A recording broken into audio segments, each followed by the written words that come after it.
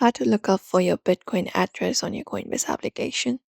Hey everybody and welcome back. In today's video, we are going to guide you through the process for that. So let's dive right into the video. So for that, we may open up the Coinbase application first, and what we need to do is we need to go to the section for my assets and tap on it. Now within my assets here, you'll be finding an overview of your balance. So within the space, we need to scroll down and find the section for your crypto where you will be finding the option for Bitcoin. So find that up and tap on it, and we'll be viewing our Bitcoin price overview here. So within this option also we need to scroll down and go to the section for our balance and find this option for our primary balance and tap on it.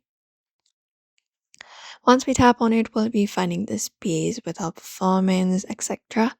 And we just need to click on this option called QR code right beside the send option and tap on it. And when we do, we can tap on this option of I understand. You can read it out as well.